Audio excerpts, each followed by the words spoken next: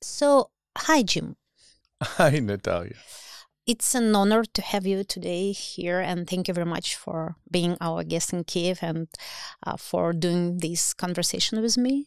I would like to introduce you a little bit for our audience. Jim Lorreyn is a president of American Warrior Partnership, AWP. As far as I understand, the biggest association of veterans organizations and everybody who connected with veterans issue in US. Could you tell me a little bit more about AWP today? Yeah. And probably some history of creation of this organization. Sure. Well, first, let me say thank you for hosting us here in Kyiv. Beautiful city, beautiful country. Wonderful food, lots of food. But this has been so meaningful for us to be here, to meet the defenders, to meet the people that serve them, to meet the people who are passionate about Ukraine. It's just been unequaled. So thank you. In terms of America's Warrior Partnership, we're a large national organization within the United States. But we started small. We started in a little town city called Augusta, Georgia. They have a golf tournament there, big one every year. Good place to start. Yeah, it's called the Masters, so it's a pretty special place. But our creation dates before that. Before that, I was military, and I worked in an organization called United States Special Operations Command, and I founded a program within the government that advocated for all the wounded, ill, or injured that were special operations, Navy SEALs, Army Rangers, Green Berets, etc. And when we started it, it was the first in the Department of Defense, in the U.S. Department of Defense, to really focus on how do you improve the quality of life for those service members who volunteered so much. How come that it was the first program? I mean, it sounds... Yeah, so it was first in the fact that it was really focused on building a relationship with the wounded. Wow. Right? And having a relationship. We talk about two ways. There's transactional and then there's relational. It was the first relational program where we sought to build this relationship, build trust, and then improve the quality of life for the special operations wounded and their families.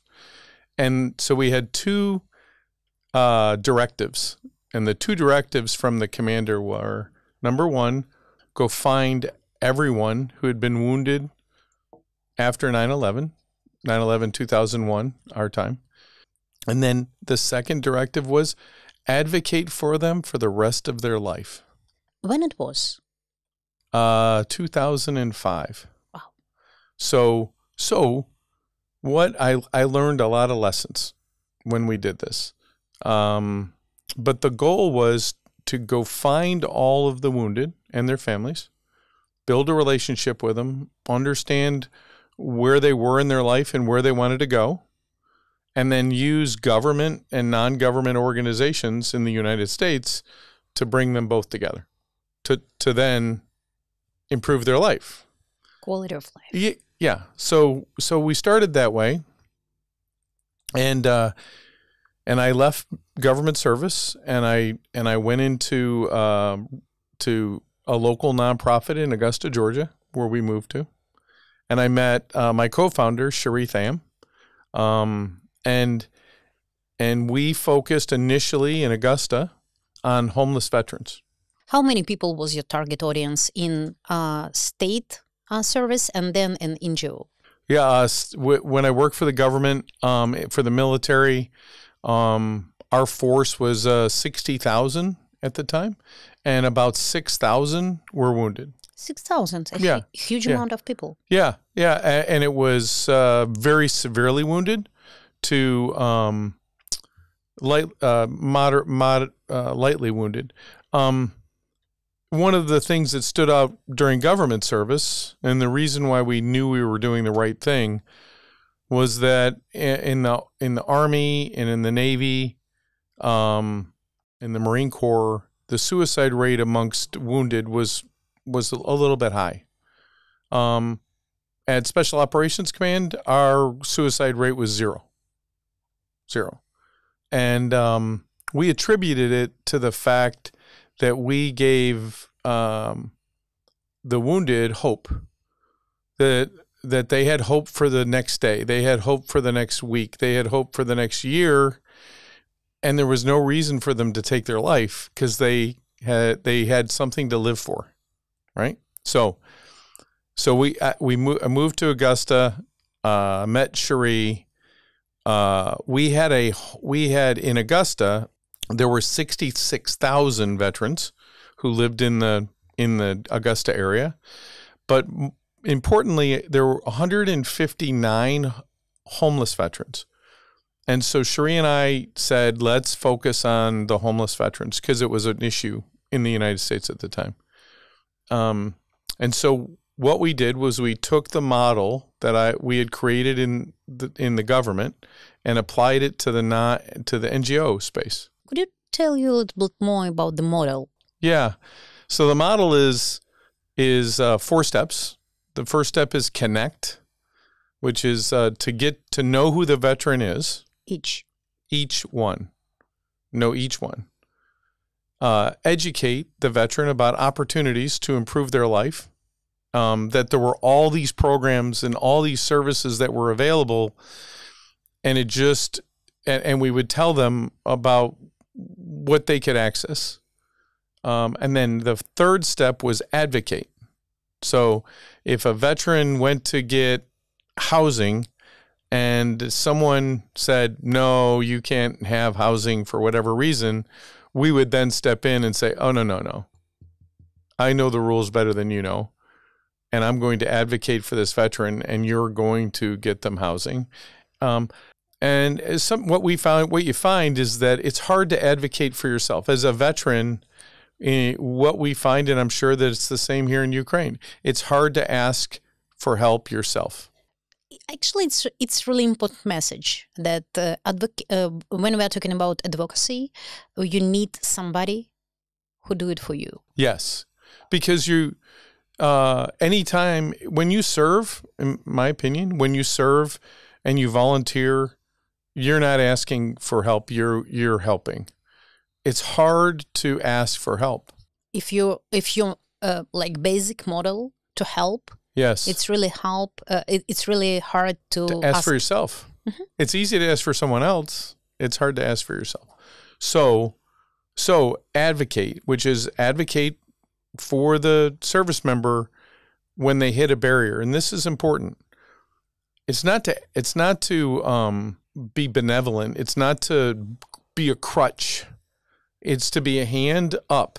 Mm-hmm. A hand, you're down here and you need to get up here. I'm going to give you a hand up. I'm not going to give you a crutch while you're down here. You have to help yourself. That's key. It's key. Helping yourself is key. But when you can't, because of outside influences, you need someone who can come in alongside you and say, this is what needs to happen. So connect, educate, advocate, and the last one is collaborate. Work with everyone. So really what it boils down to is America's Warrior Partnership is focused on knowing who the veteran is, having a relationship with them. And trust. Understand trust and relationship. I don't think you have a relationship without trust. It's true. Right? I mean, if you are not talking about transactional relationships, but real. Yeah, not transactional relationships, but real relationships is bound in trust. So have a trusted relationship on one hand and know what the veterans need, and then have a relationship with all of those resources, government and non-government, and know what they do, and then connect the two of them together. And when you connect the two of them together, you lift everyone up. It improves the government and non-government. We always say to the government programs, to the U.S., to the United States Veterans Affairs, or would you rather have it on the headlines of the Washington Post, or would you rather work with us? Because if you don't help, this is going to be heard of from someone else. They're going to publicize it. We can make it easy, and we can help the veteran, and everything is taken care of. The point is that you take care of each other as an organization with the goal, always the goal is the center is the veteran.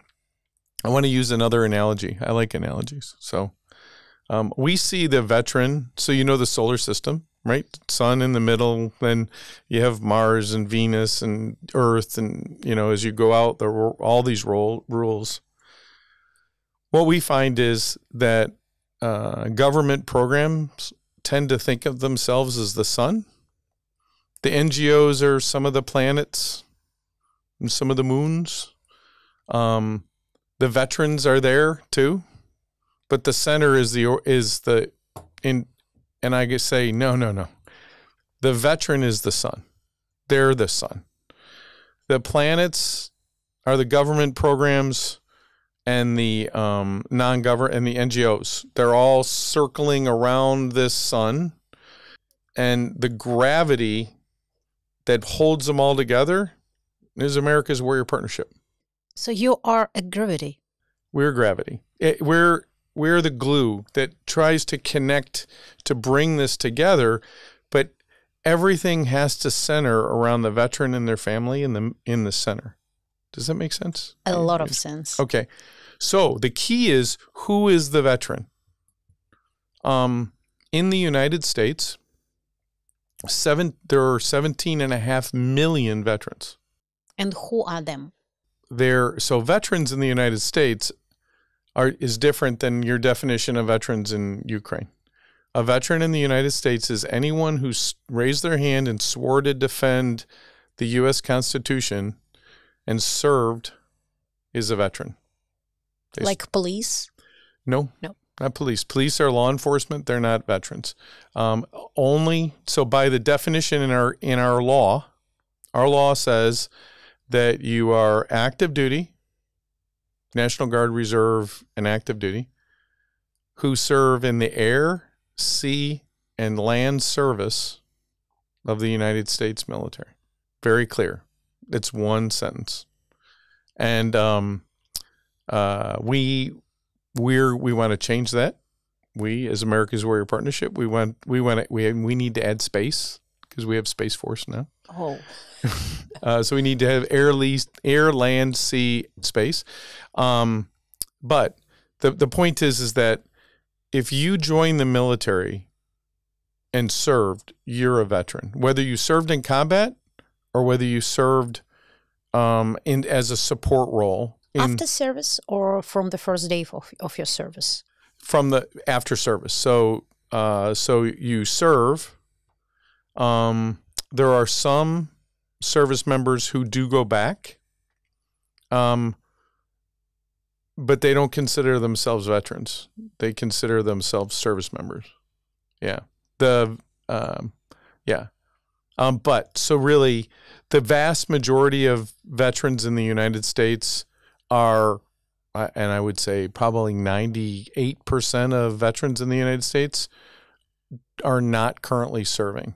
They did their service, they left, and then they went on. Once they leave in the United States, once they leave military service, all veterans don't have the same access to all programs. I'll give you an example. If I'm a service member, if I served in the military and I left service and I have no disabilities, I didn't get hurt, I did my time, whether I was in combat zone or not, I'm probably not eligible for health care. Wow. In the VA. Wow. If I won't receive a disability payment payment for my disability because I don't have a disability. The two ways that you receive health care in the United States are you have a disability, number one, and number two, you live below the median income of your community, 50% of the median income of your community. So it's income based.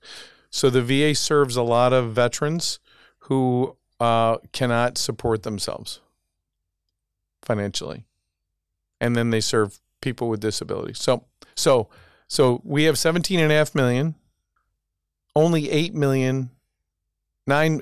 9 million are enrolled in the VA, which leaves another 8 million who are not connected at all with the VA. We believe at America's Warrior Partnership that every veteran should be known and that they should be aware of the services that they're eligible for, and that somebody should advocate for them if they hit a barrier, and that we would do that with everyone. Anyways.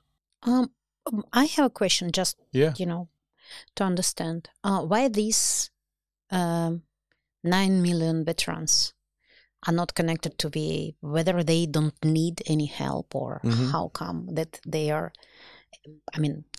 not in contact with the state or probably with the sector? Remember what we said earlier, that what we find is veterans don't ask for help themselves. Mm-hmm.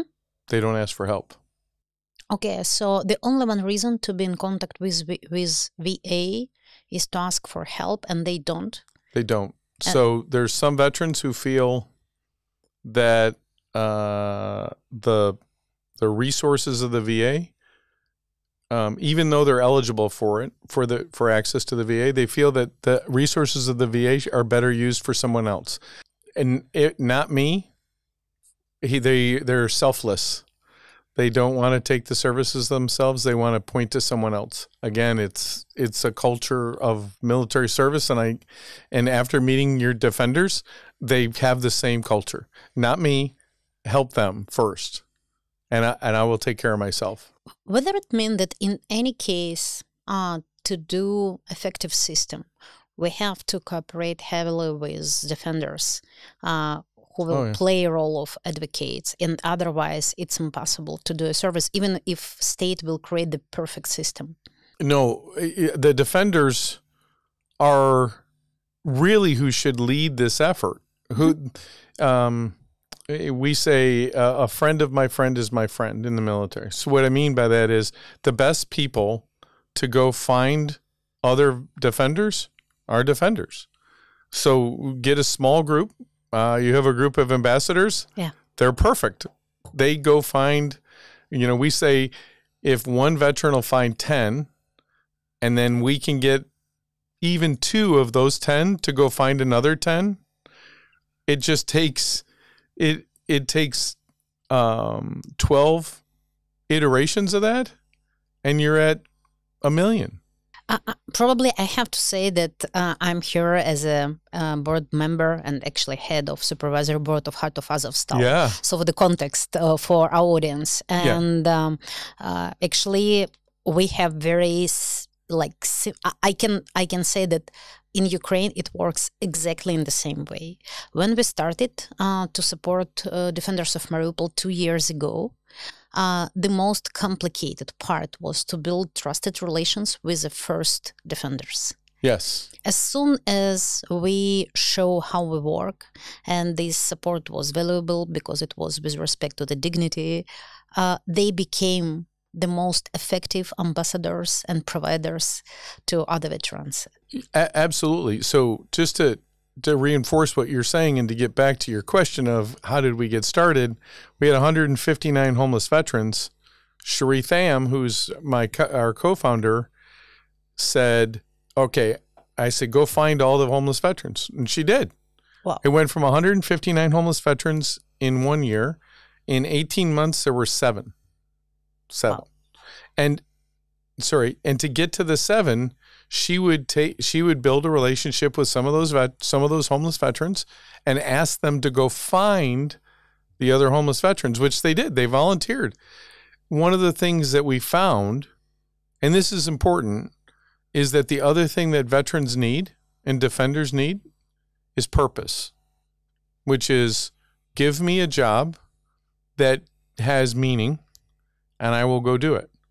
But if they don't have a job that has meaning, that they don't feel they're making the same difference that they made while they were in the military, it's diminishing. It's hard. Volunteering to go find other defenders, it's easy. It's your friends. And meaning. And it's meaningful. You have purpose. You have purpose. You could be at a job, creating something. It could be they could be in a steel manufacturer, and still find other defenders. It's volunteering. It's purpose.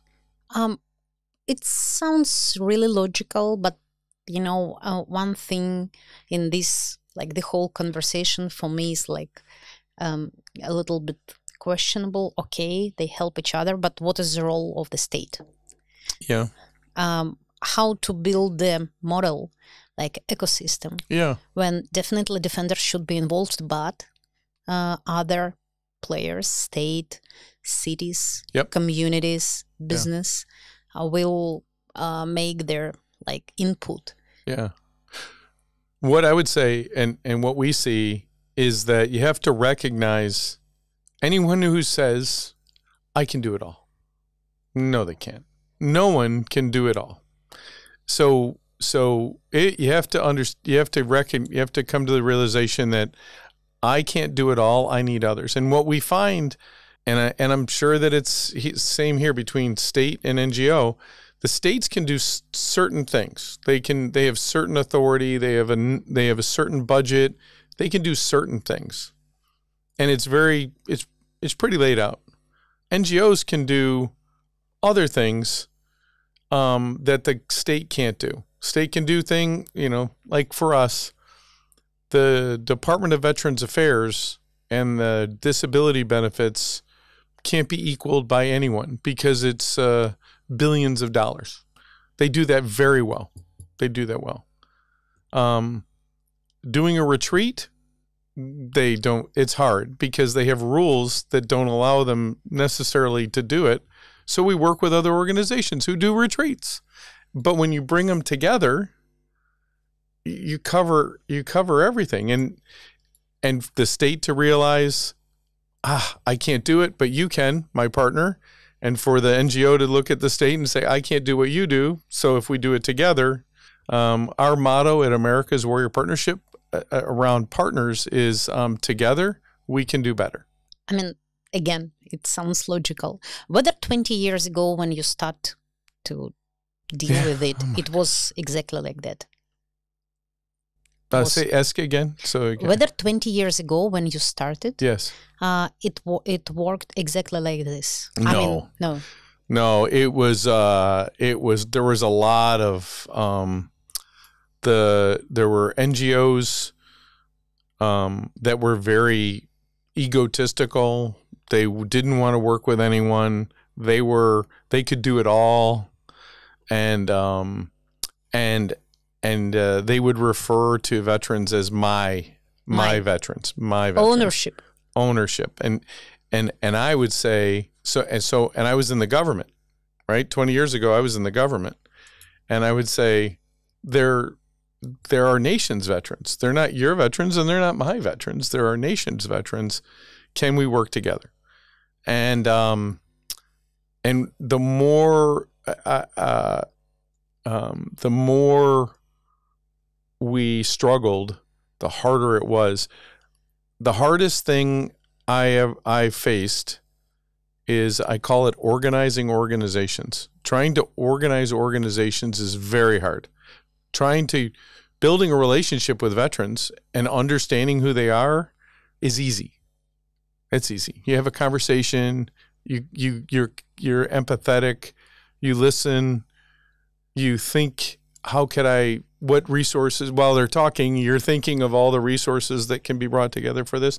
Trying to get a group of organizations to work together, that's, I had a friend who said, boy, Jim, why are you doing this? I guess world hunger was already solved. And it's just hard. So in 2005, trying to get organizations to work together was difficult. And what I realized was that all those organizations needed one thing. They needed a relationship with the veteran. If I had the relationship with the veteran, they had to work with me. And the veterans would say, oh, no, did you talk to Jim? You got an NGO or another government agency would come. They'd say, have you talked to Jim?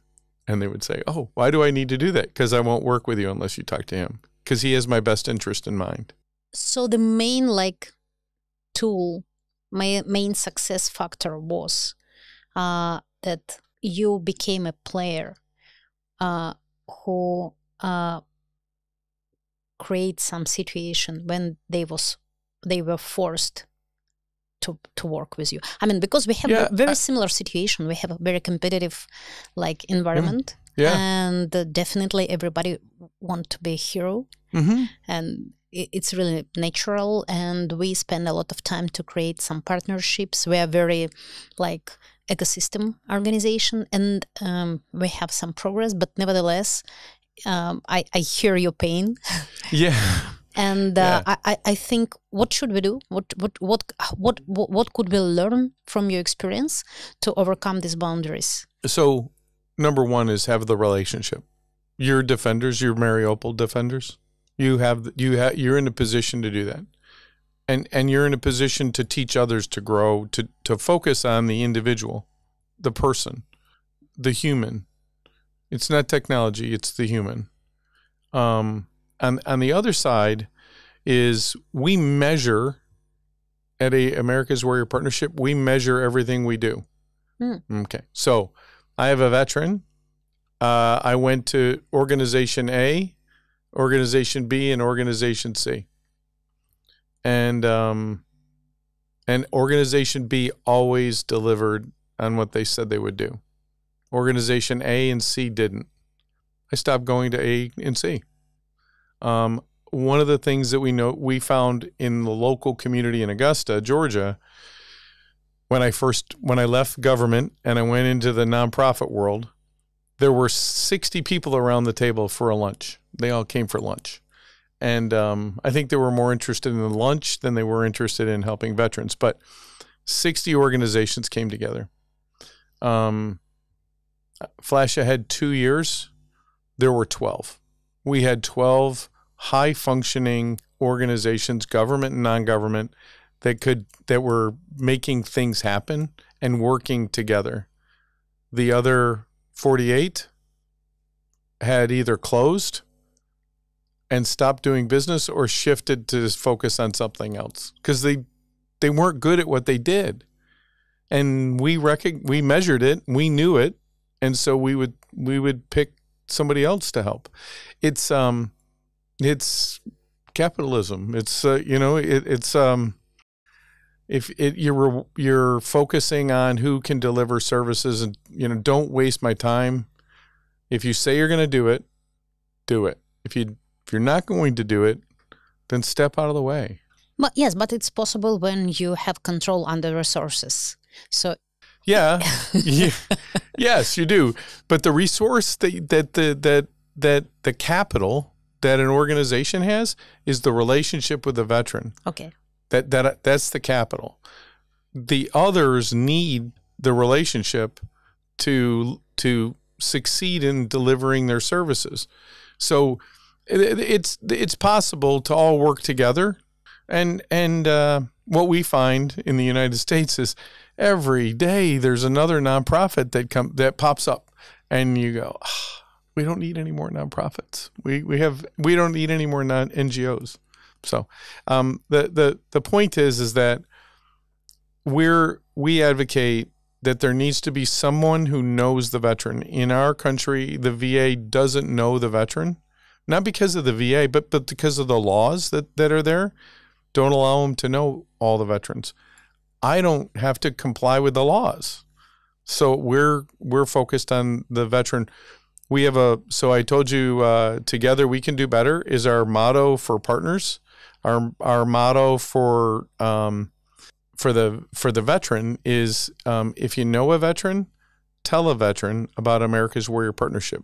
Here it would be, if you know a defender, tell a defender about Heart of Azovstal. Mm-hmm. Azovstal, sorry. And then everything will happen. Yeah. And then now you know the veteran. Yeah. People say, "Oh, are you doing studies?" And what I call it, as we provide the services, we measure what we can have access to. We know what we have, and we know what we don't have. And I call it experiential survey, right? So I'm doing the service. I measure what let's say I'm able to house all my veterans. Great. Housing is not an issue. I don't have transportation. That's an issue. Now I look to solve the transportation gap with legislation, laws, find a donor that wants to create a program, or find a program that can solve that problem. Anyways, the point is that through your service, you don't have to wait for everything to be studied. You can start doing services and study it yourself. And I mean, for us, it's quite natural. For example, when we started, and our main audience were guys who came back from captivity. Yeah.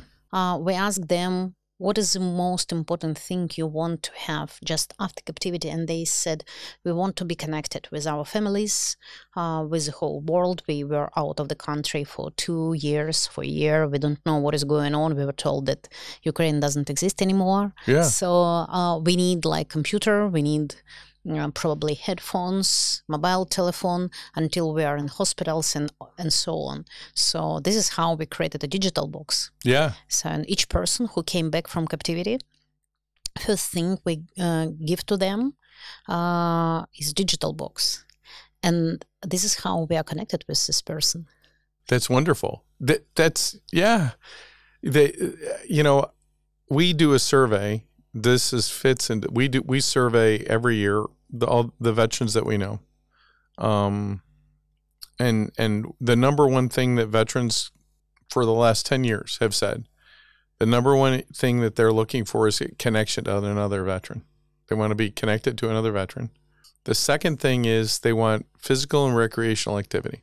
They want to be active. They want to be part of something that, we talked the other day about a boxing, right? Boxing and running. And then the third thing is volunteer opportunities. They want to volunteer. They want to give back. Purpose. And it's been it hasn't changed. Anyways. From the point of view of quality of life, what things based on your surveys and experience are really important? Do you have like a clear list of priorities? Probably not from most important to less important. I think it depends, but nevertheless, do you have list? So when we do the survey, we ask what's most important and what's least important. So you must have read our survey. No, I know you've learned a lot about, but they've done, when we look at it, relationship with their family is high. Financial security. Second one. Oh yeah, without a doubt. That has risen up this year. It's become more and more important in the last couple of years in the United States. Financial, taking care of with your family, security, purpose, employment. So one of the things that we find is that purpose is more important than employment.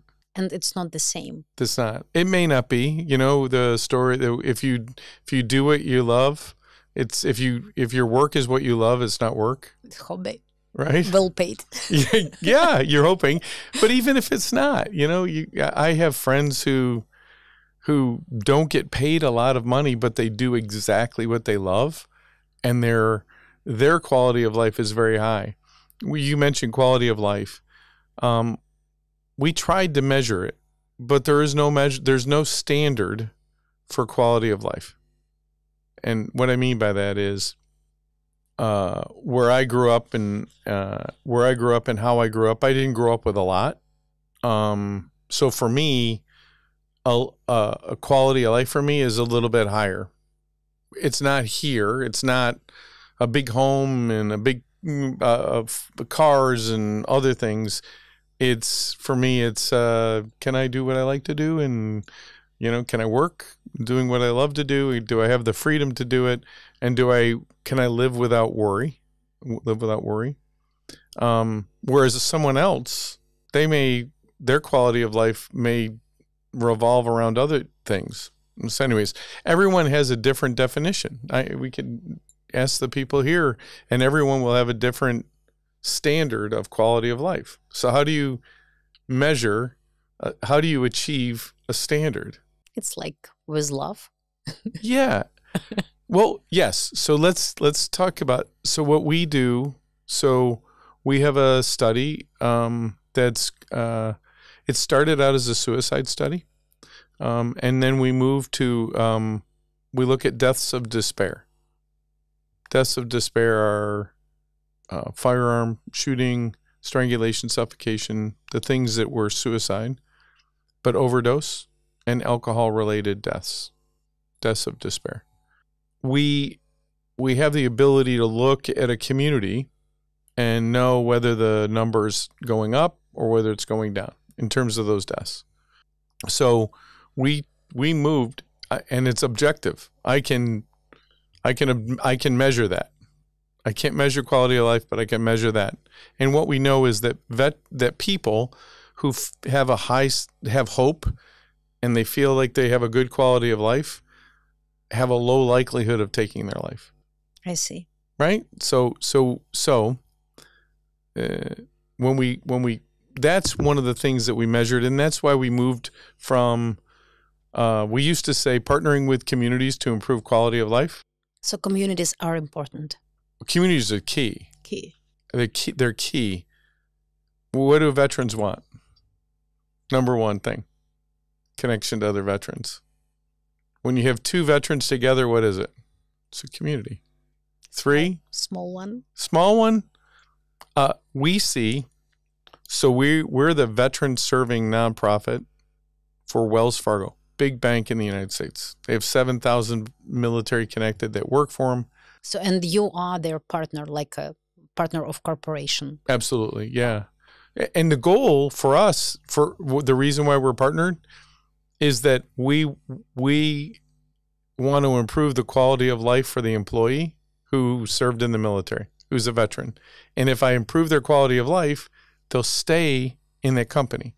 They won't move. They won't leave. They'll be a happy employee. And what is your tool? What is your recipe? Connect, educate, advocate, collaborate. So the same. It's the same. We talked at two places. Well, I'm wonderful places. I have to tell you, Kiev School for Economics. Yeah. And Mariupol State University. Yeah. They're veterans. They're a community. They're a community. They're a community within a community, within a community, within a community. But we talk about relationships. How can I have a relationship with every veteran in Kiev? Only through something you will do together with them. Some common activities. Right. So, yeah, but I could start small. Yeah, of course. Right. So if I work with the veterans in Wells Fargo, and I work with the veterans at JP Morgan Chase, and I work with the veterans at UBS, and these CVS, veterans in pharmacy. these. Yeah, and Fiserv, and if I work with these veterans in all these companies, and they're doing the work, we're the glue. That starts small, and now we link all of those together. If I start working with the veterans at this school, at this school, at this school, we're the veteran serving organization for Student Veterans of America.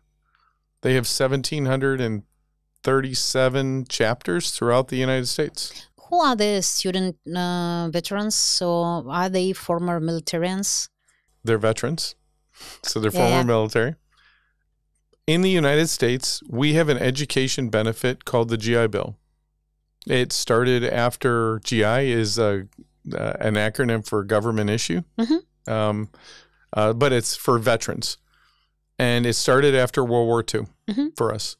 We had millions of service members coming home, and they didn't have purpose. And so the government funded for them to go to school. It's actually very similar in Ukraine, but the point is that veterans don't know about it. So what do? Educate and advocate, right? So educate and advocate and go to the government and say, how can we help you? And the benefit, so who are these veterans?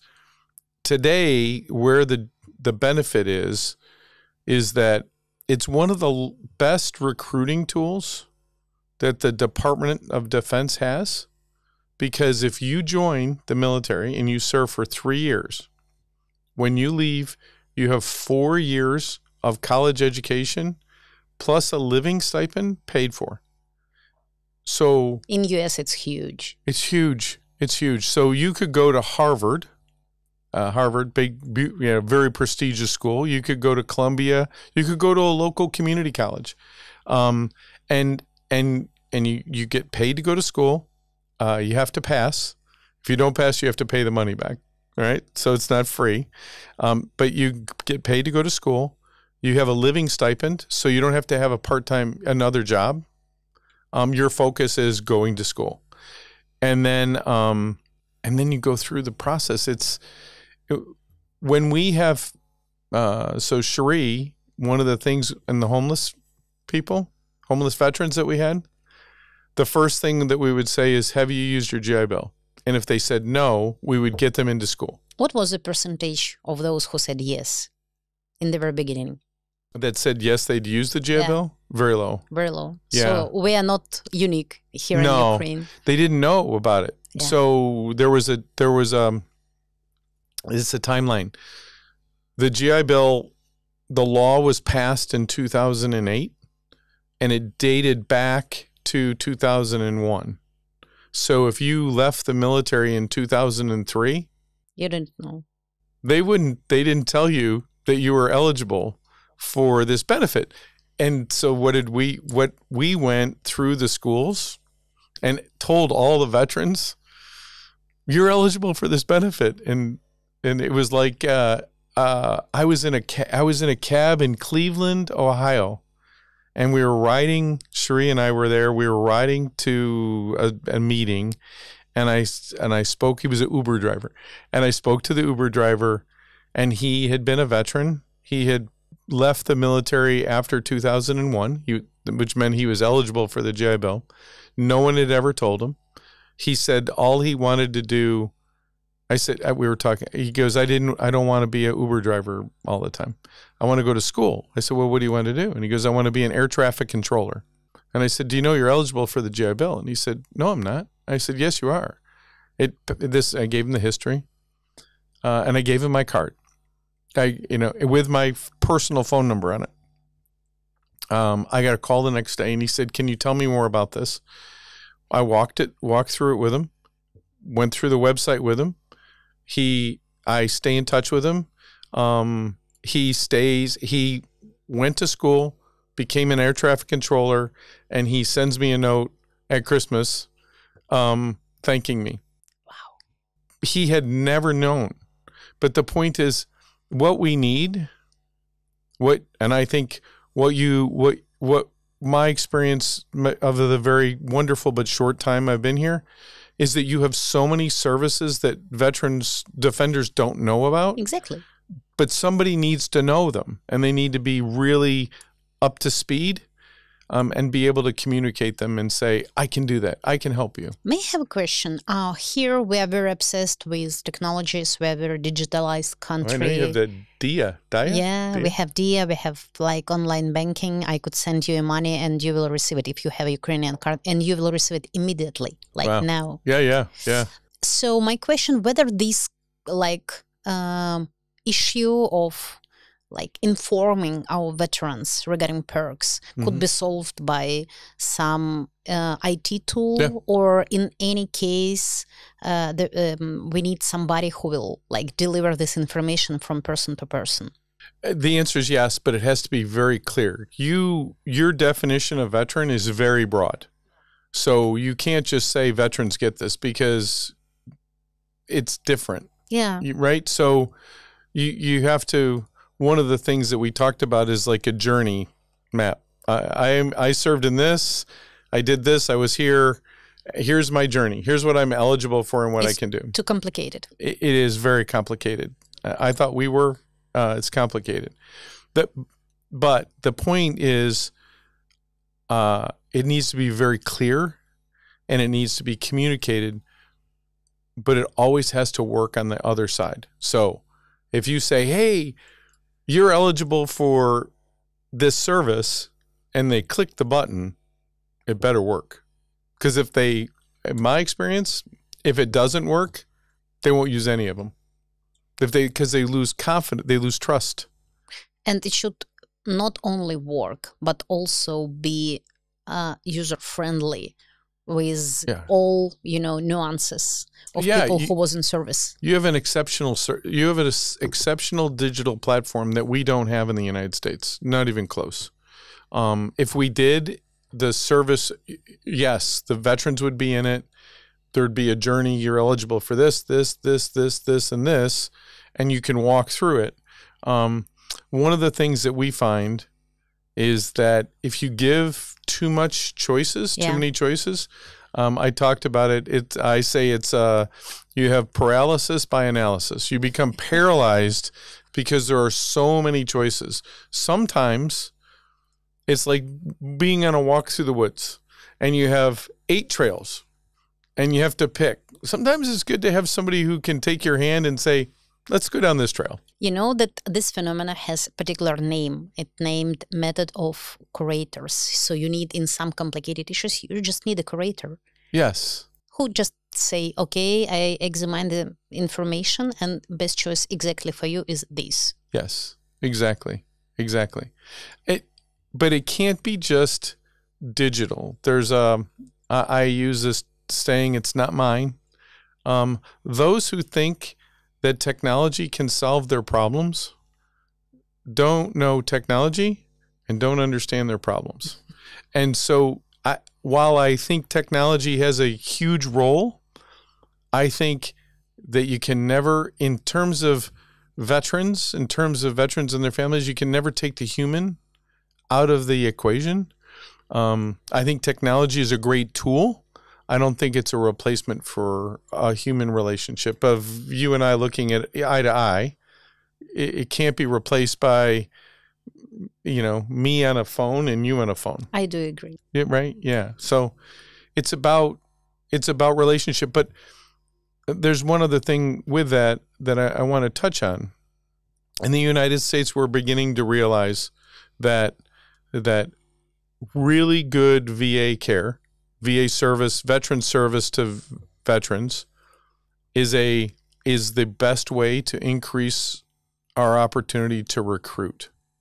And what I mean by that is, if I take care of the mother, the father, the aunt, or the uncle, and I do really good for their whole life, like at Special Operations Command, I advocate for their life, and I do it really well, they're going to tell their daughters and sons and their nieces and nephews, the best thing you could do in your life is to serve. And they'll go into the service because they'll know. In the military, we say someone has your 6. The 6 is behind you. Okay. 12. So somebody has your back. So somebody has your back for your whole life. If you can create an environment like that, and here in Ukraine, you have a blank canvas. You can paint the Mona Lisa. You can paint whatever, Actually, it's our aim to understand what we should paint. Definitely, we are not, the sole player who could create everything, but really need somebody with whom we could talk. And I'm really thankful to AWP that we have this opportunity. Well, I'm thankful to have known you and to know you, and for all you do. It's just inspirational. I have been near tears in meeting your defenders throughout this whole visit, and I know it's not over.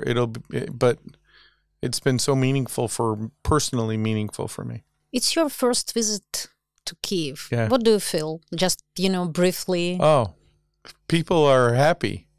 They're friendly. No matter where we go, friendly. Smiles. How can I help? What can I do? There's a language barrier. I have an app for that though. But kidding. But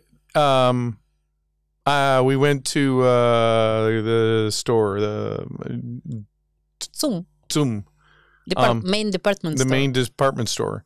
And I have never been to a department store anywhere where people are so helpful.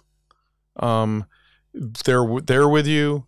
You buy things. By the way, I bought one of the little figurine. So, anyways, it was. I felt good. People were happy. So what's my impression? It's just not there. It's everywhere. The cabs, the transportation, the Mariupol State University, the Kyiv School for Economics. People, I can't believe that with all you face in Ukraine, that you are so positive and so willing to give of yourself to others. From this point of view, from the point of view of, what you saw, and from the point of view of veterans issue, and, all things we do in Heart of Azovstal. Yeah. What is the best thing we could do? We are in the very beginning of 2025, and we are looking for some big ideas how we could deliver more. Mm-hmm. With all these specifics, what would be your advice? And probably, we have some ideas what we could do together. Yeah. No, I think start small. You have a population that you know and that you care greatly about. Your defenders and those who are currently POWs and those who have been POWs, they're a group that you can hyper-focus on and perfect your craft. So hyper-focus is not bad because time to time we think that probably we are too focused on them. It's not bad to get started and to learn mistakes in a small group that you know. And then I think then say, okay, now we have this and we feel pretty comfortable with this group, this small group that we have. Let's look this way. So I'll give you an example. In Augusta, we started out with homelessness, small group. Then Cherie went from 159 to 7. We said, okay, now what? Then we focused on student veterans. Student veterans, what was happening was that they had a dropout rate. About 50% of the students who started school left school. We said, okay, let's figure out how we keep them in school. It's not important to go to school, it's important to graduate. And then we focused on them. And then we said, okay, let's look now I have all these people who know who we are and who want to help. How do I go to a larger community? That took us about 2.5, 3 years. And then we started to replicate what we were doing in different communities. What I would say here is start with what you know. You have our playbook. Yeah, it's amazing. Thank you. But connect, educate, advocate, build a relationship, educate the veteran about opportunities based on who they are, where they've been. The veteran who has served on the front line and not been a POW, will probably be different than the one who's been a POW and has been released. It's extreme. And even inside of POW, we have people with very different experience because Russian captivity is really different.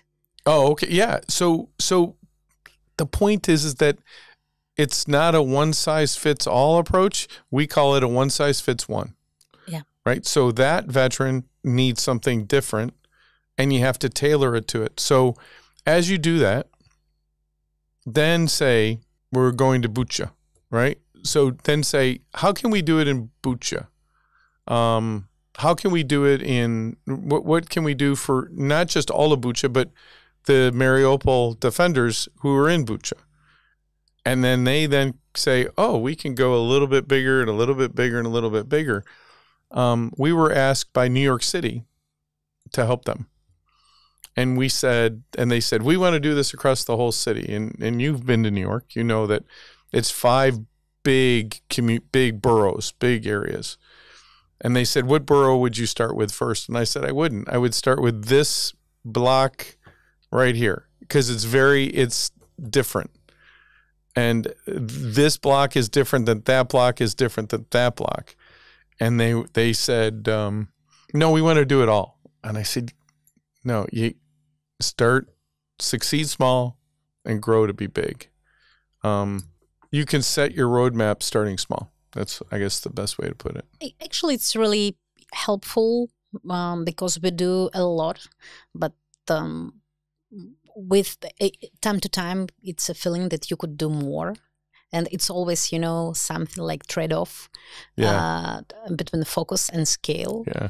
We have a saying, how do you eat an elephant? Yeah. One bite at a time. Yeah. I mean, we have the same. Yeah. Okay. What is the best way for us Ukrainians to use an American experience, mm-hmm. and whether it could be in interest of American organizations and veterans to receive our experience? I mean, is it has any sense? Oh yeah, yeah.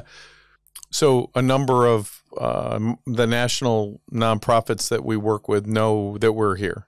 And every single one has said, how can we help? Everyone, how can we help? They deeply believe in what you're facing and the need for your victory. They want to help. They're our partners. They do one, like student veterans, character development programs, physical and education, physical training. They do a piece. And what we try to do is to bring it together to make a beautiful puzzle for the veteran. What could you do? I think, again, what you have, and I think this is really critical. The United States hasn't dealt with prisoners the way you're having to deal with prisoners of war since 1976. We would have to, if God forbid we ever entered into an experience like that, the first place I would come is to you. And I would say, I need your help to educate me because you're doing it now. I think Ukraine has the opportunity to be the leading expert in how do you reintegrate former prisoners of war back into the community. For us, it's a main audience because almost all Harnison of Mariupol went through captivity, and you know that more than 1,000 of defenders are still in captivity right now. Yes. So, first of all, I would like to thank you for all support we already have, and I hope that we will find new ways to make lives of these people better. Yeah. And I do really believe that we need to build an effective system over here. But from other point of view, I do believe that this system could be in help and could be something valuable for other countries. So. I think in terms of what we've seen, our number one recommendation would be you have to distill or refine the definition of a veteran. That it's there are so many definitions of a veteran. It should be one. Yeah, it should be one. In the United States, if you raise your hand and swear to defend our Constitution, you're a vet, and you serve, you're a veteran. Right now, what we've learned is that there are, and I don't know the number, but I'm going to say there's probably 15 definitions of 15 people that could get to be a veteran. And then there's another number that serve and were in harm's way, but maybe not on the front, but in harm's way in the rear. That that would in the U.S. they'd fit that definition of a veteran. Equality is a good thing when you talk about who veterans are. They shouldn't just. It's not just those who are wounded. It's not just those who are POWs. It's not just those who served on the front. I was in the Air Force. I would say even the person who served and back in the rear in an airfield refueling a fighter jet, they're a veteran. Why? Because they stood up to serve their country, to defend it, and why would they be treated differently? Actually, it's a good point to finish our conversation because it's a big task. That is a big task, yes. We should think about, but from other point of view, we discuss very particular things we could do and we do right now. Yeah. We by ourselves and hopefully we all together with your support. Oh, absolutely. I just would like to say thank you very much for all support your country did for us, does, and I hope will. I do believe that this war is quite existential, not only for Ukraine, but for the Europe and for the democracy. Yeah, for the world, I think. And for the world, yeah. And honestly, I hope that we will have another conversation. Oh, yeah. After this war will be finished here in Kiev, or probably in other city of Ukraine, and we will discuss some progress on veterans issue here in Ukraine and big projects which should be done. Natalia, you say where you want us and we'll be there. Thank you so much. You bet. Thank you. Thank you.